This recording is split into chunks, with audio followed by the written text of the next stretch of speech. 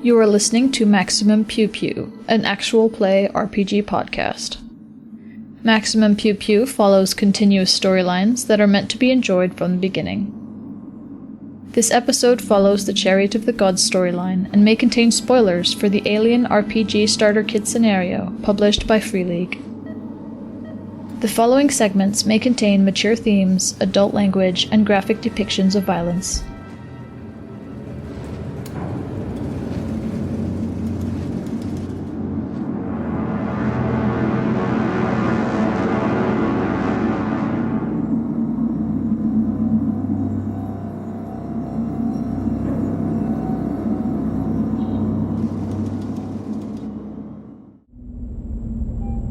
The Montero found the Cronus. Sounds like it was a close call, too. Mother, USCSS Cronus. USCSS Cronus, science vessel, launched 2110, destination 26 Draconis, LV1113, distress signal age 73 years. 73? Jesus, it's the Nostromo all over again. Let's see this next log. Loading file, Chariot of the Gods, 2, subject, USCSS Cronus, docking. That What does was it say? it's too garbled. It's too staticky and too garbled. All you know is you've kind of determined this fingerprint that you're able to use to sort of identify how long the message was. And that tells you it was about 90 seconds. You do know that it was you can determine it was a male voice that left the message. Okay, well, can't do much better than that on it, but That's more than I got. So, There's only one way to find out. Captain, We're going to have to go over. you are responsible for distributing gear. Oh, fantastic.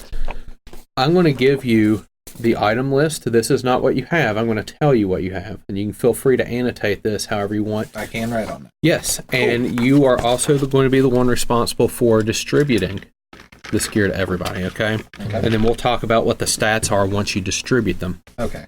So first, under armor, on the ship you currently have 5 IRC Mark 50 compression suits. Under tools, you're going to have one M314 motion tracker. It is entirely possible that's one that I didn't print off. It is not on Okay. Put in M314 because there's 2 different brands. M314. Yeah, it's a motion tracker. tracker. Of the 2 types of motion trackers, the M314 is actually the handheld version, so you can actually like have it in one hand and be able to do something with the other instead of like a big, massive like. There is one cutting torch. There's one Watasume bolt gun that has 4 shots with it. There is one under small arms M4A3 service pistol with 1 reload. Just a moment. M4A3. Mm-hmm. And there's 1 reload. Yep, one with 1 reload. There is one Space Sub ASSO 400 harpoon grappling gun. Okay. There is one M240 incinerator unit with 2 reloads. It's probably going to be under heavy. Incinerator unit? Yeah, the M240 incinerator unit with 2 reloads. And we have 1 with 2 reloads? Correct. And there's one P5000 power loader. It's probably going to be under armor. Or it might be under like tools or something. And it's possible I didn't print that off either. Power P5000? Yes. We have 1 of those? Correct. Okay. Okay. Alright. So that being said, we don't know what condition the inside of the ship is. We don't know what sections of the ship would be pressurized or depressurized, so of course everybody gets a compression suit. Yep. So under armor, everyone is going to get an IRC Mark 50 compression suit. You can just write compression suit, it'll probably be sufficient. Suits and armor. So the compression suit, compression suits have an armor rating of 2. Under air supply, go ahead and put the number 5. Because these are going to be fully stocked with air. They have 1 weight, which is, I'm not going to track weight this time around. But also any agility-based rolls that you make while wearing this suit are going to take a -1. So you're going to remove a die from the dice pool. Okay. So where's the air supply go? It's going to be in the very bottom left. Under consumables. Under consumables. 5. That'll be 5. So, Captain, you have distributed a compression suit to everybody. Okay. How very thoughtful of you. I don't know, like, out of character, I don't know what everybody is good at. Okay. So, a lot of these weapons are going to be ranged weapons, and that's going to be based off of agility, ranged combat. Okay. Pretty much every single one of those is going to be keyed off of agility, ranged combat. Okay. Motion tracker, you'd probably want to give to somebody with a good observation. Okay. Cutting torch, you probably want to give to somebody with a good heavy machinery. Okay. Me. Cutting torch? All right, well, why don't we go over our skills real quick so we know? That would be good. I have heavy machinery 1, stamina 2, mobility 2, comtech 3, and medical aid 2. Okay. What do you have, Cham? I have heavy machinery 3, close combat 2, stamina 2, observation 1, survival 1, and comtech 1. Okay. As far as combat goes, I just have a little bit of ranged combat, so just hand me a sidearm, and I'll cover the rear. The I will say that the powered workloader gives massive bonuses to heavy machinery and close combat because it's power loader. We saw aliens. That's true. I don't know if we're quite sure we would need that yet.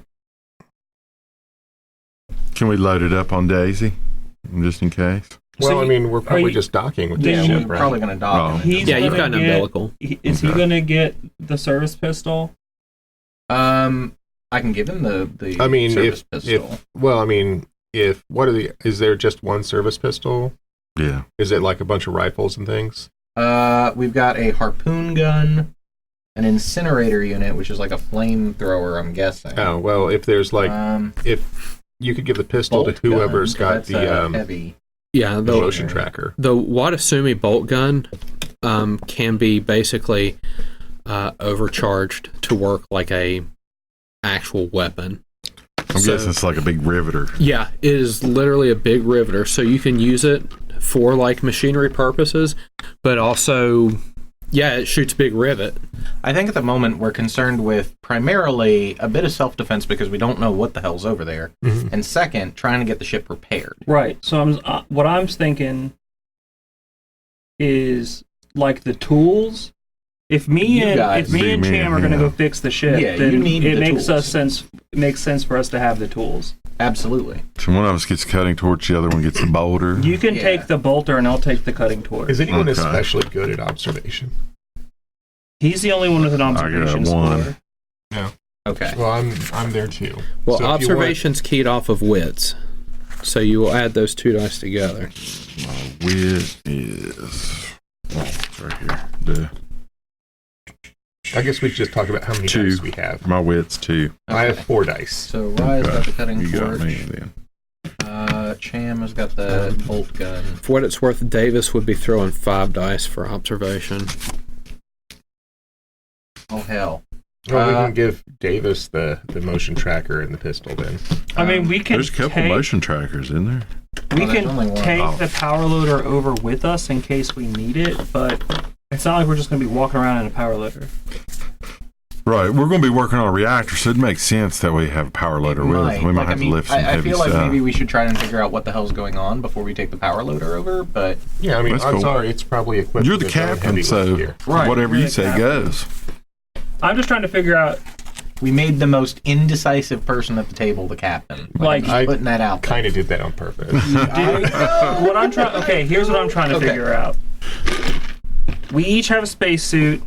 I have a cutting torch. He has the bolter because we're gonna go fix this thing. Yeah. Who has guns and who else is coming with us? Well, I mean, were you giving Davis the service pistol? I mean, her range combat is like 7. Oh yeah. Yeah. Well, Davis can have the service pistol. That or a harpoon gun. I wouldn't happen to have anything stashed away in my company locker, would I? You do not. Oh, actually. I'm not that important. So if they have the service pistol, there's 2 other guns. I've got a harpoon and an incinerator unit. Okay, well then, which is a flamethrower. Give one to Matt and you take one because you're the only people that can use ranged weapons effectively. Yeah, plus you're going to be covering us. Right. So. Okay. I mean, we're going to one destination and checking it out. The incinerator, you guys are looking through the ship, the right? flamethrower is a heavy weapon. That's not me. Yeah. Oh. That's neither of us. Does that fall under heavy machinery? It's not Steel heavy or? machinery, it's a heavy weapon. It's still... So the difference is the... Let me check here. It's a book race.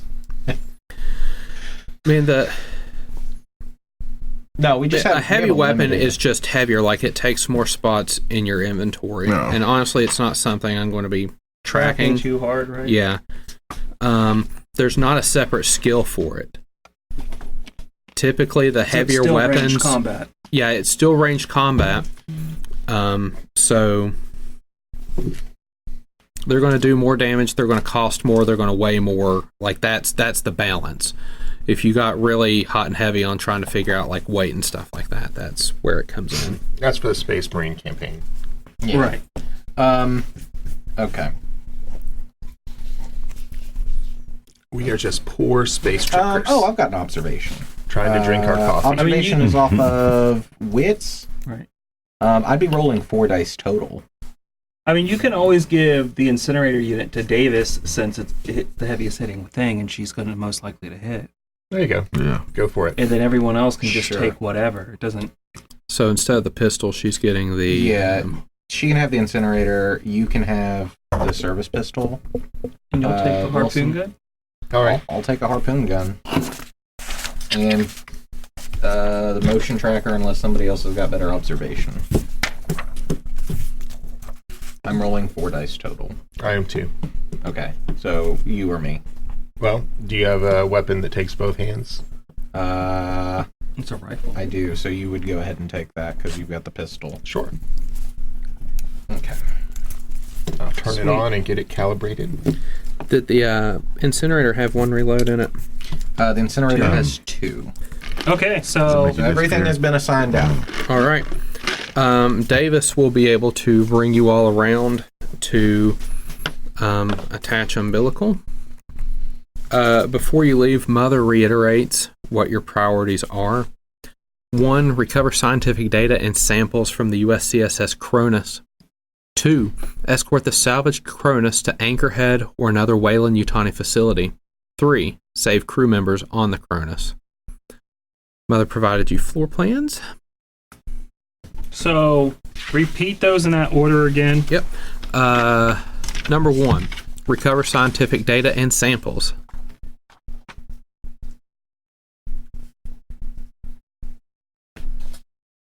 Number 2. 2, escort salvaged Cronus to Anchorhead or another WY facility.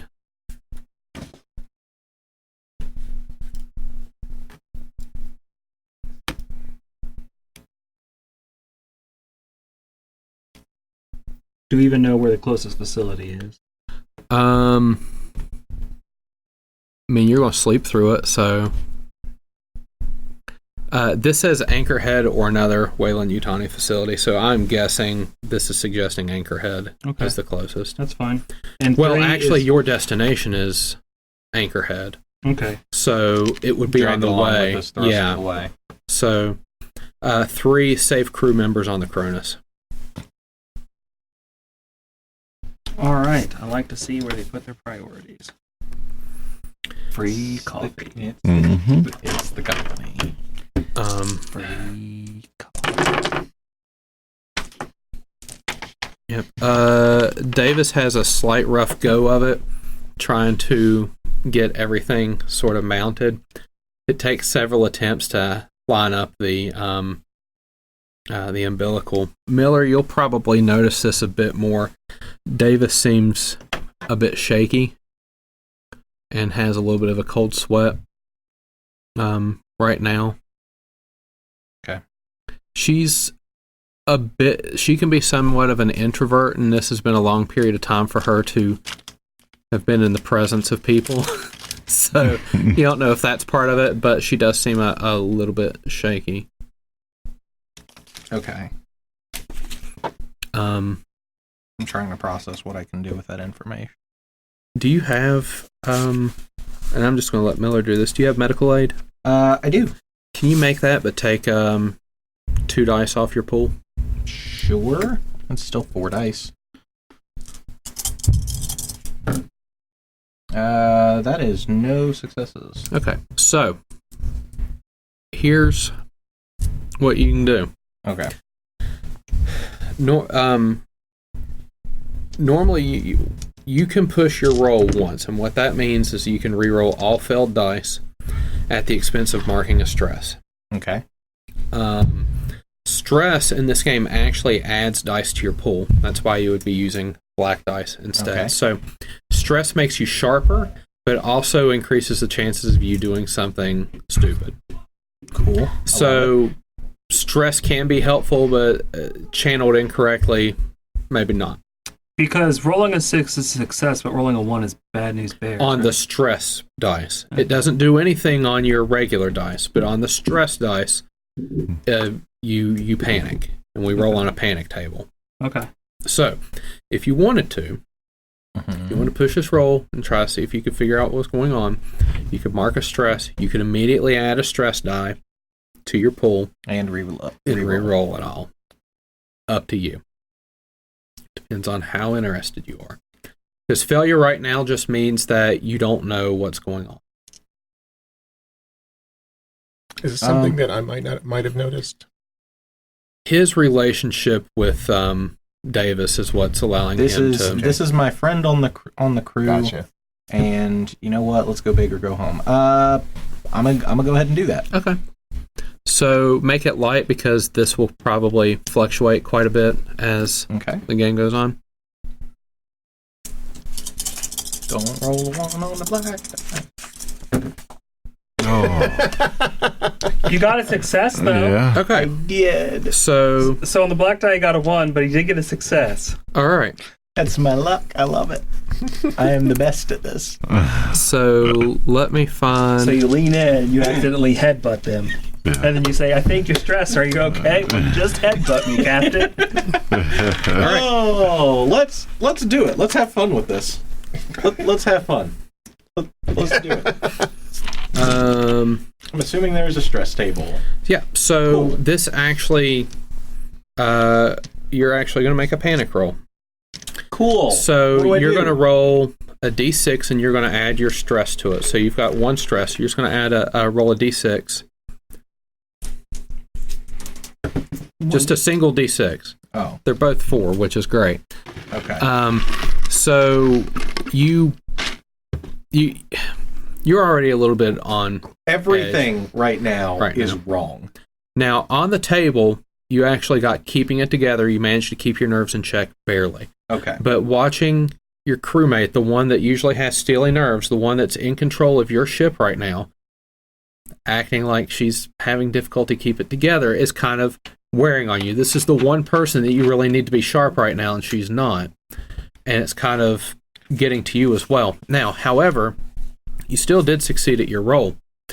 She seems to be exhibiting symptoms of, like, withdrawal. Concern. Has she had enough coffee?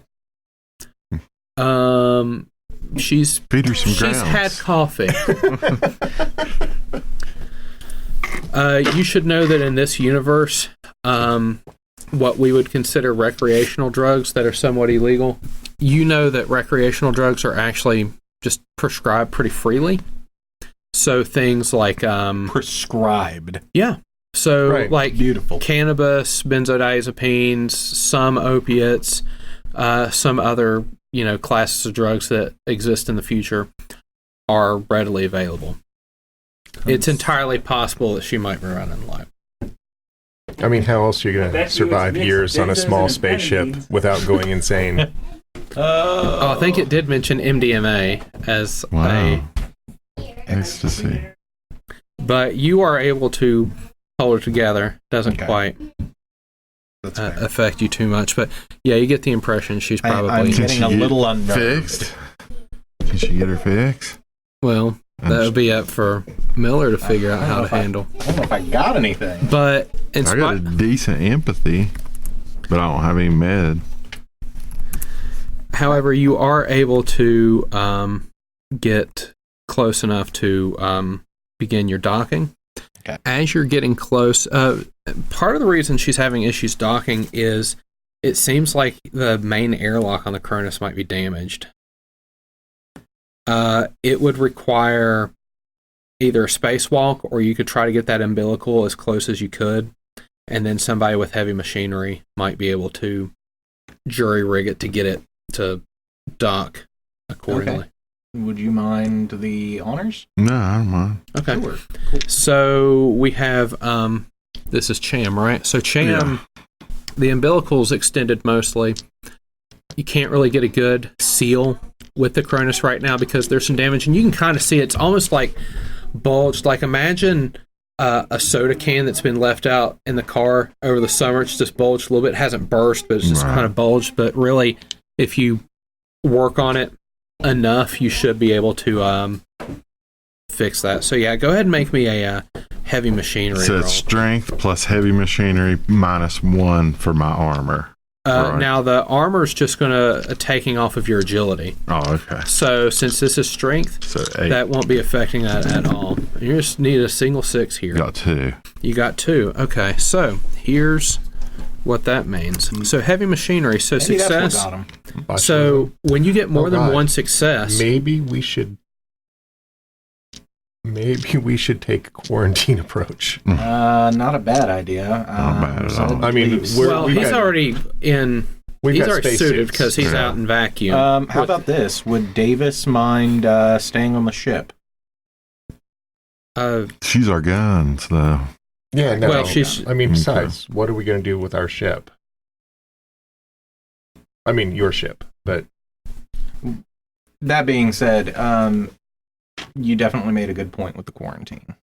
And if something happens and we got to get the ship out of here... Well, if it's Well, quarantine... I mean, that's just a matter of sealing the proper decks. Right. Okay. And we're going to be over there, and if we get exposed to something, we're exposed to it. And it just means we're just leaving Davis all alone. Well, okay. So Davis coming with? Yeah. Okay. We'll have Davis come with. Now, That's Cham, Yes. anytime you roll an extra 6 beyond the first, you get what are called stunts, and they give you bonuses. So in this particular case, with your heavy machinery, you can pick one of the following. You can gain a +1 modification to a later skill roll relating to this one. So if you need to repair airlocks, you get a +1, which is like an extra die. Okay. You don't need to roll to overcome the exact same challenge in the future, which is to say making this airlock work. You do it quickly in half the time it would normally take. You break it permanently, which we're not breaking anything. You act quietly. You show off. I'll just I'll show off right now. Okay. Not really many people you can show off to. I mean, I guess there's a camera on the umbilical. Yeah. But I'm pretty sure Rye probably sees, and Rye's probably like, "Man, that was That's was my boy. quick." That's my boy. Doing us what us But our folks do. Yeah. Now. Earning our money. yeah, you are able to get the umbilical to attach to the Cronus. That smells like savage. Mm-hmm. So you all are connected. You want to enter? Yeah. Okay. Money. Yeah.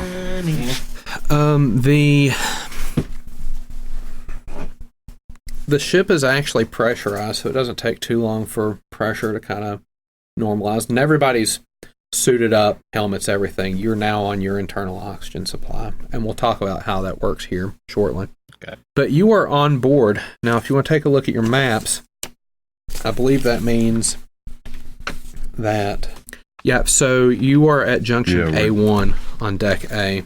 Okay. And so you actually kind of docked ventral to ventral. Okay.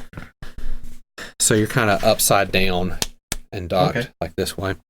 So you're at junction A1. Now, we are in what is called stealth mode right now. Stealth is kind of maybe a misnomer, but it sort of makes sense once it's explained to you. You all are kind of in free exploration right now, and presumably you're doing this sort of quietly. You don't have the run of the place, and we call it stealth mode because there might be other things on this ship. There might be survivors, there might be creatures, who knows what's going on. But stealth mode also is a way to adjudicate how much time you're actually spending in each of these zones. And there's 3 ways to measure time in this game. There's rounds, which is like 5 to 10 seconds each, and usually what combat kind of drills down to. There are turns, which are about 5 to 10 minutes. This is usually the time spent exploring a room or casing the joint or anything like that. Mm-hmm. And then there's shifts, which are 6 hours. And that's literally like a work shift. So when you sleep for a shift. Or when you make certain checks, you do it every shift. So that's how that works. Now, every turn, you can do one of 2 things. You can explore 2 of these rooms in a pretty decent fashion, like it would be the equivalent of making like a good perception check moving on. Or you can really scour a room in 1 turn. And if you need to do like any type of action, work on a computer or anything like that, make a repair, usually that takes a full turn. So you can do 2 partial room, like two decent scours or 1 really good thorough scour with your turn. You all are on your internal oxygen supply right now, too. Yeah, the ship right now currently is not producing oxygen because it's not on. When you look at the atmosphere right now, it actually has high levels of carbon dioxide. Okay. Like, it's not a vacuum in here, but at the same time, it's probably not safe to breathe at the moment. So you definitely want to use your suit oxygen tanks before you do anything crazy like open up the helmet. Okay. That being said, you all are at junction A1, and you have blueprints of the ship. So what would you like to do? Okay. No, what's the captain Probably supposed to do? Talk to Mother, Captain. Find out what's going on with the ship. Would I be able to talk to this ship's mother? On reserve power. Probably not on reserve power. Well, it depends. I mean, would I be able to talk to it at all is my first question. You could certainly try. Okay. So the attempt is there. Power is going to be utmost importance. Let's split up, gang. I will say that sometimes there's a lot that's going on, and splitting up is viable. Okay. I know that, like in most RPGs, it's like, don't split the party. Maybe that's still a good idea. Who knows? I'm just saying, like, you all can split up. That's a thing you can do.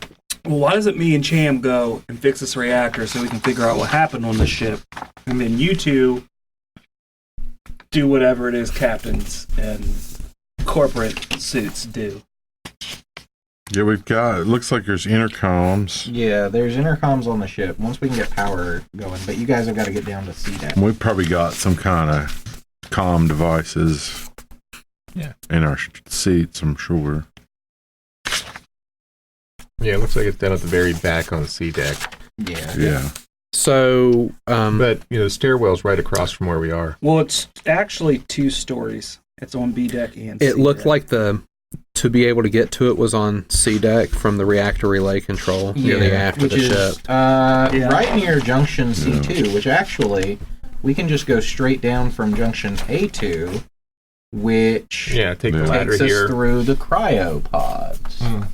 So we might be able to see if anybody's still in the cryopods. Well, I mean, but the computer core is like just through that door, so let's take a look at that while we're here.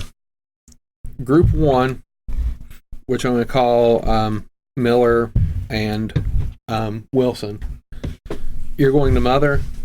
I mean, it's right through that door. Yeah, we're going to try to go to Mother. Cham and Rye, you're making your way to the reactor. Yeah. Sounds like a good sandwich. I mean, is Davis going to come with us? Because she's providing... Do you want Davis to come with you? I mean, she's got the gun. Davis will come with you. And we're going to go buy the cryo. So do you want us to check that out on our way through? So you want your 2 rooms to be kind of like one of the cryopods and the reactor? Well, we can go with them, and then we can head back to Mother. Okay. Because they've got to get the power on anyway. I mean, look, if anybody's going to have codes to get into Mother, it's probably me. So I will look at. I will check Mother, and you can go with the crew if you want. Okay. So you and Davis can check out the cryo, I guess. Okay. And we'll go on down to the... We have What's Wilson doing? No, it's fine. No, Wilson's going to go because literally it's like 2 steps from where we are. Okay. I'm going to step into, try to get into the computer room at the very front on the top deck, like just across the hallway from where we are. It would have big, bright neon lights if there was any power. Is anything is there emergency power? Yeah, it's probably just like those red lights. There's like the emergency red lights that kind of like preserve your night vision. Computers shut off completely. Pretty much. Okay. Like it's dead. Yeah, that's my main point, is just to see if it's running at all. So okay. So, actually, I'm going to finish with Wilson for dramatic effect. Okay. We'll start with Miller. Miller, is it you and Davis right now? Okay. I mean, we're all going together, but we're going to stop at the cryopods. Okay. And then they're going to keep going. Got it. Through. So we'll probably check 1 and 2. They'll go through 3 and then keep going. Okay. We can check 3 and the examination pod. All right. So you all examination room. Make your way to the main door for the cryopods, which there's like a hallway. Yeah, there's a hallway. This main door has claw marks around the edges of the doorway, as if something was trying to scratch its way in. The door is locked from the inside, and a heavy machinery roll is going to be required to open it. You want me to open that, boss? Yeah. I don't feel good about these claw marks. I'd be worried if you did. 2. 2 successes. Here, so those same kind of things are available to you. You can so you succeed, but you can get a +1 mod for a later skill roll, which would be to unlock the doors. You don't need to roll to overcome the exact same challenge in the future, which is to unlock these doors. Do I have to make this decision right now? Yeah. Break it permanently. I'll take the +1, yeah. To do a later skill roll relating to this one? Yeah. Okay. So yeah, you get a good feel for these doors. And you've worked on these doors before. They get stuck on occasion. They get accidentally locked on occasion. You know how to override it. So you unlock the door. You now have access to these 3 cryopods. The cryo beds in the chambers are covered in frost. Inside them appears to be some sleeping crew. Most of the hypersleep chambers are vacant. 2 are filled with desiccated corpses mummified by decades in dry air. But that's kind of it. But you do see some of them are still alive. Yeah, they're in deep sleep. Like there's at least a little bit of like life support that's showing like right on a reserve. Yeah, but in order to wake them up, we probably need to get that reactor started. Probably. Okay. So they're chilling out. Davis and Miller are chilling out. Yeah, we're going to keep checking. We're going to check this and see what's going on there. Yeah, absolutely. You guys are continuing Do on. me and Cham, because we're checking out also the examination room. Because you said 2 rooms, so they were doing... Miller and Davis were doing 1 and 2. We were doing 3 in the examination room. Okay. So you guys want to look at the examination room. The 2 of you kind of scan this examination room. There are 2 personal med kits in here. Ooh, we're going to take them. Yeah, we'll grab that. All right. I guess we'll toss one out to Davis. Yeah, we can give them one. Okay. All right. Look, here you go. So that's them, and then we've If you got... bump your knee, you got something to take care of it. And then we've got Wilson. Thanks for the concern. Who has went to Mother. Located directly above the bridge, this small room is accessible from the main airlock at junction A1. This requires a correct command sequence or the emergency access key. You're not sure you know the correct command sequence since this ship is so old, but you figure your personal I'm going to try access key. Yeah, I'm going to try my corporate access key. It works. Inside the spotlessly clean room is a blinking data server and a single terminal, which the highest ranking member of a crew can use to interface directly with Mother. As you come in, you start to see things click on. Like the hallway lights kind of sequentially kick on. Does this happen all through the ship? Yeah. As you all are, checking the exam room and stuff like that in the cryo room, it takes a few minutes, but as you're examining them, the lights flick on. And a few moments later, the cryopods that actually were active, they begin their sequence to kind of restore. There's nothing wrong with the core. This thing was in hibernation. They turned it off. What the fuck? So we don't need to repair the core at all.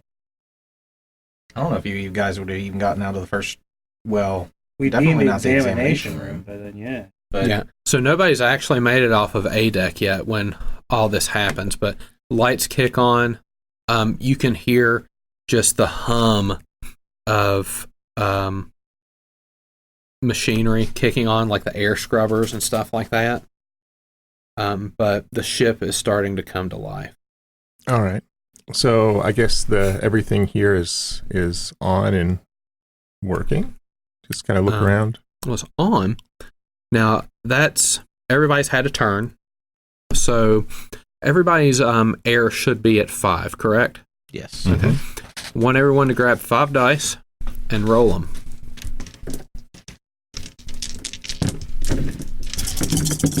All right. Is there any special results on these? Yep. Let's see here.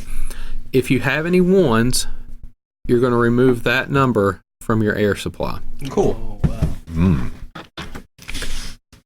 Cool. And then when you roll again, you're going to roll with a new dice figure. So you don't really, you probably have like a half hour of air, like give or take, built into these things, like if you had to estimate.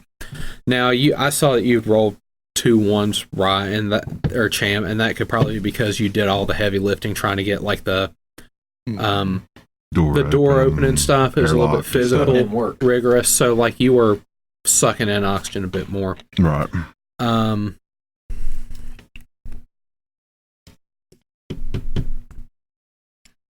Yep, so that's what's happening right now. Your cryo chambers are slowly coming to life.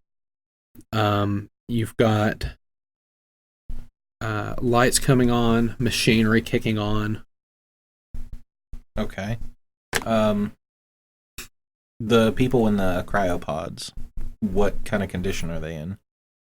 Can I tell?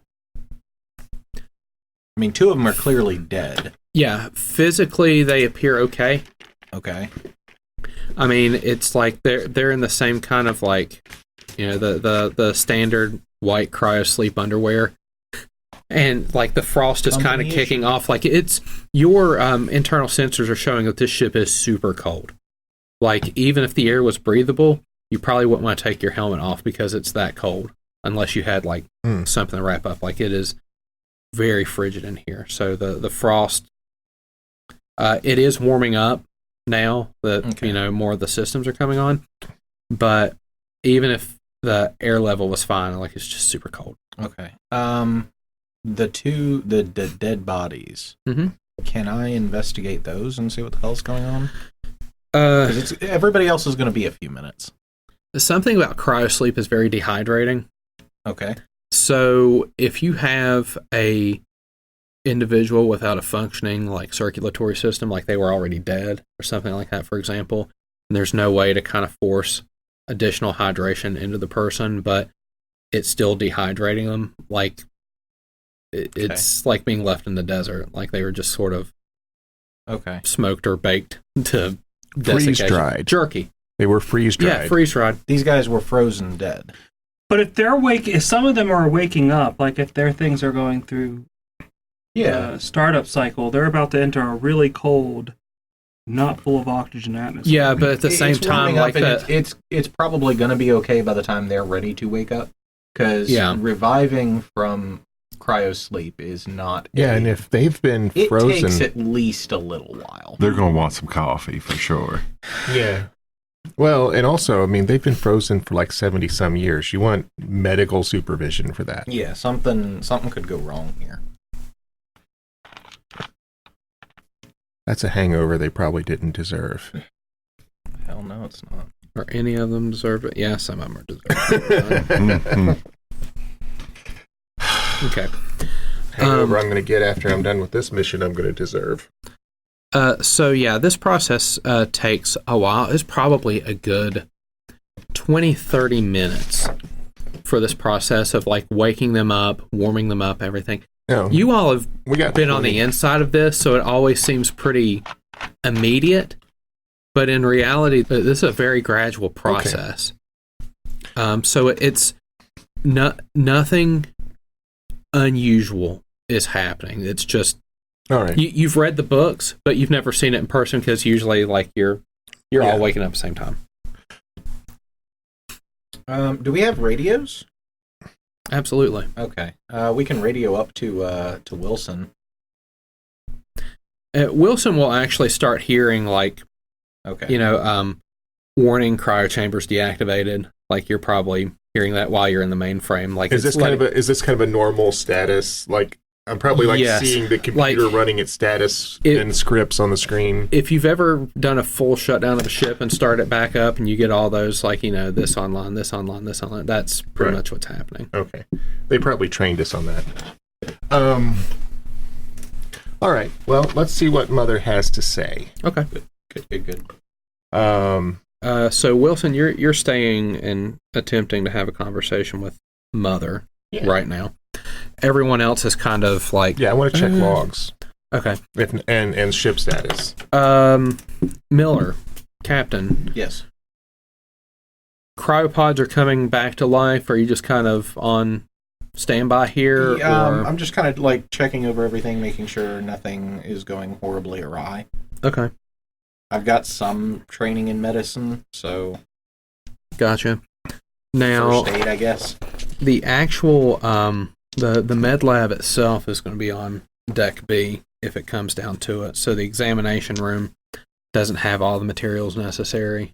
Like there's a full med lab downstairs if it comes down to it. But you're just kind of hanging out there. Davis can do whatever. Cham and Rye, what would you like to do? You still going to check the ship for stuff? Or because if you're looking at like your external readouts, it's warming up. Pressure is normal. Oxygen's being produced. Carbon dioxide's not lowering. So the air scrubbers are down. They're on this. The air scrubber shaft is here, but we can't get to it from here. We're gonna have to go. Where is the scrubbers? Dead center. The scrubbers are... There's a shaft, but the shaft runs through decks A, B, and C. Yeah, give me a second, because I think it actually... There's got to be an access somewhere. There's a maintenance shaft. So the air scrubber shaft is only accessible via the ventilation and maintenance shafts. So the Jeffries tubes. You got to take the Jeffries tubes. So the dotted lines are actually the vent access. Oh, okay. So you can gain vent access from the hallway.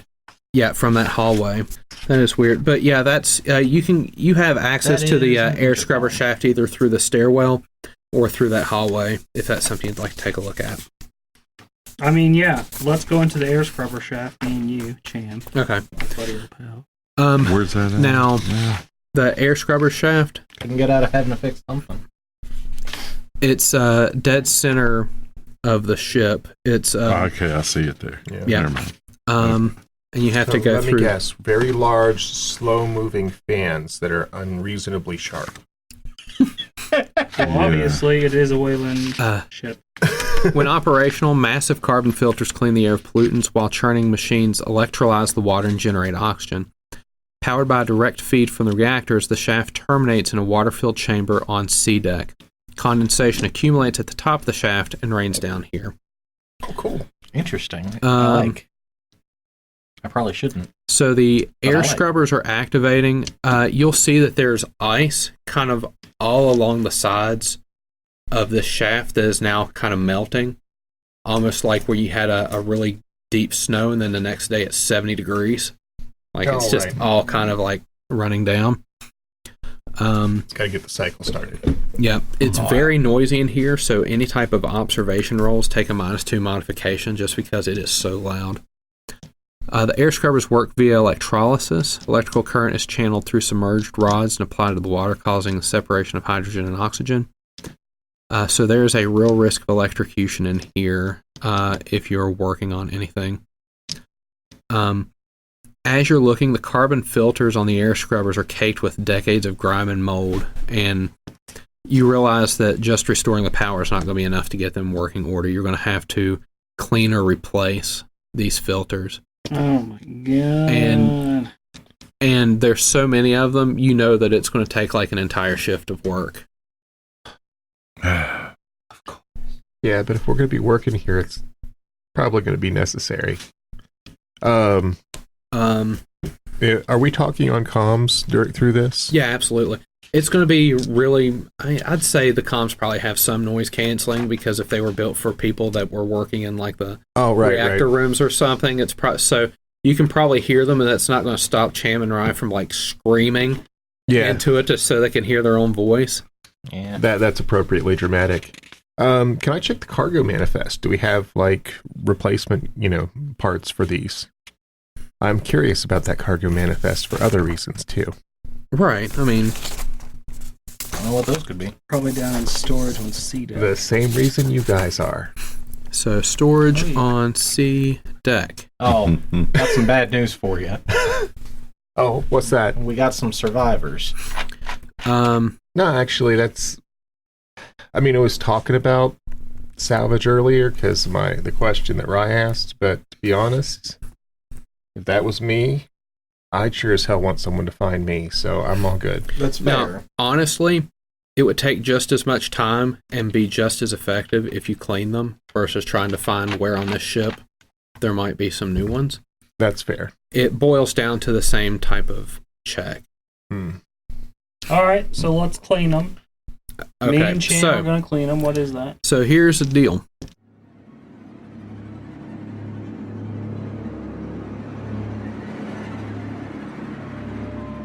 The role of Mother was played by Puddles of the Strange Gods podcast. Ambient music provided by Tabletop Audio. Original 10-minute ambiances and music for games and stories. Find out more at tabletopaudio.com.